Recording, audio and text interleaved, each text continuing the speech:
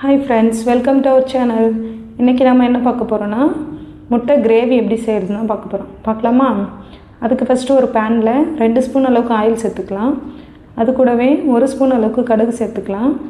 இப்போ கடுகு நல்லா பொரிஞ்சு வரட்டும். இப்போ பாருங்கள், இது கூடவே 1 ஸ்பூன் அளவுக்கு பெருஞ்சீரகம் சேர்த்துக்கலாம். இப்போ இதுவும் நல்லா பொரிஞ்சு வரட்டும்.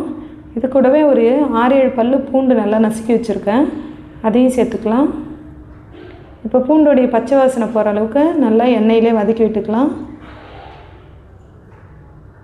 இப்போ இது கூடவே ஒரு 4 மீடியம் சைஸ் வெங்காயத்தை பொடிசாக கட் பண்ணி வச்சுருக்கேன், அதையும் சேர்த்துக்கலாம். இப்போ பாருங்கள், இதை நல்லா மிக்ஸ் பண்ணி விட்டுக்கலாம்.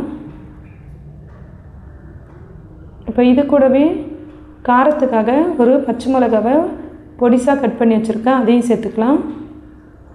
கூடவே கொஞ்சமாக கருவேப்பிலை இலையை சேர்த்துக்கலாம். இப்போ இதை நல்லா மிக்ஸ் பண்ணி விட்டு கண்ணாடி பதம் வர அளவுக்கு நல்லா வதக்கி எடுத்துக்கலாம்.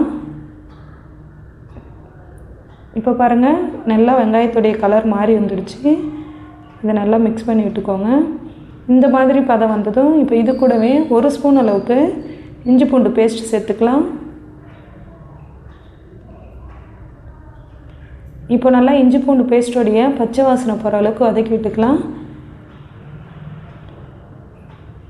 நல்லா மிக்ஸ் பண்ணி விட்டுக்கோங்க. இப்போ பாருங்கள், இஞ்சி பூண்டு பச்சை வாசனை போயிடுச்சு. இப்போ இது கூடவே தேவையான மசாலா ஆட் பண்ணிக்கலாம். 1 ஸ்பூன் மஞ்சள்தூள், 1 ஸ்பூன் கரம் மசாலா, 1 ஸ்பூன் மல்லித்தூள், 1 ஸ்பூன் தனி மிளகாய் தூள் எல்லாத்தையும் சேர்த்து நல்லா மிக்ஸ் பண்ணி விட்டுக்கோங்க. அடிப்பிடிக்காத அளவுக்கு நல்லா மிக்ஸ் பண்ணி விட்டுக்கோங்க. இப்போ பாருங்கள், இது கூடவே 1 ஸ்பூன் அளவுக்கு குழம்பு மிளகாய் தூள் சேர்த்துக்கலாம். இப்போ நல்லா மிக்ஸ் பண்ணி விட்டுக்கோங்க. இது ஒரு 2 or 3 மினிட்ஸ் நல்லா ஃப்ரை பண்ணி விட்டுக்கோங்க. மசாலாவுடைய பச்சை வாசனைலாம் போகட்டும். ஒரு 3 மினிட்ஸ் இருக்கட்டும்.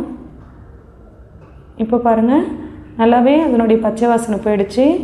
இப்போது வெங்காயம் வேகிறதுக்கு நல்லா குழைய இருக்கிறதுக்காக தேவையான அளவுக்கு தண்ணி ஆட் பண்ணிக்கலாம். உங்களுக்கு தேவையான அளவுக்கு நீங்கள் ஆட் பண்ணிக்கோங்க. இப்போ நான் ஒரு 1/2 கிளாஸ் அளவுக்கு தான் தண்ணி ஆட் பண்ணியிருக்கேன். இதை நல்லா மிக்ஸ் பண்ணி விட்டுக்கோங்க. இப்போ இது கூடவே தேவையான அளவுக்கு சால்ட் ஆட் பண்ணிக்கலாம். சால்ட் ஆட் பண்ணிவிட்டு நல்லாவே மிக்ஸ் பண்ணி விட்டுக்கோங்க. இப்போ இதை ஒரு 10 to 15 மினிட்ஸ் நல்லா மூடி போட்டு வேக வச்சுக்கலாம். நல்லா கொதித்து வரட்டும். இப்போ அதுக்குள்ளவே நம்ம முட்டையை ரெடி பண்ணிடலாம். நான் ஒரு 5 முட்டை நல்லா வேக வச்சு உரித்து வச்சுருக்கேன். இதை மஞ்சள் கரு தனியாக, வெள்ளை கரு தனியாக எடுத்துக்கலாம். இப்போ பாருங்கள், நல்லாவே கொதிச்சு வந்துருச்சு. இதை நடுவில் இந்த மாதிரி கலந்து விட்டுக்கோங்க, இல்லைன்னா அடி பிடிச்சிரும். இது இன்னும் ஒரு 5 மினிட்ஸ் இருந்தால் இன்னும் வெங்காயம் நல்லா குழஞ்சி வந்துடும். இப்போ பாருங்கள், நல்லாவே இந்த கிரேவியோடைய கன்சிஸ்டன்சி நல்லாவே வந்திருக்கு. நல்லா ஆயில் பிரிஞ்சிருக்கு. இந்த மாதிரி பதம் வர அளவுக்கு நீங்கள் நல்லா கலந்து விட்டுக்கோங்க. இப்போது இந்த மாதிரி வெங்காயம் நல்லாவே குழஞ்சி வந்துடுச்சு. இப்போ இது கூடவே நம்ம எடுத்து வச்சுருக்க வெள்ளை கருவை ஸ்லைஸ் பண்ணி இப்போ சேர்த்துக்கலாம். இப்போ இதை நல்லா மிக்ஸ் பண்ணி விட்டுக்கோங்க. நல்லா மசாலா எல்லாமே முட்டையில் மிக்ஸ் ஆகிற அளவுக்கு நல்லா பொறுமையாகவே மிக்ஸ் பண்ணி விட்டுக்கோங்க. இப்போ இது கூடவே நம்ம 1 ஸ்பூன் அளவுக்கு பெப்பர் பவுடர் சேர்த்துக்கலாம். இப்போ இதையும் நல்லா மிக்ஸ் பண்ணி விட்டுக்கோங்க. இப்போ இதை நல்லா மிக்ஸ் பண்ணி விட்டுக்கிட்டு ஒரு 2 or 3 மினிட்ஸ் நல்லா லோ ஃப்ளேம்லேயே வைங்க. நல்லா அந்த கிரேவி முட்டையில் நல்லாவே ஊறி வரட்டும்.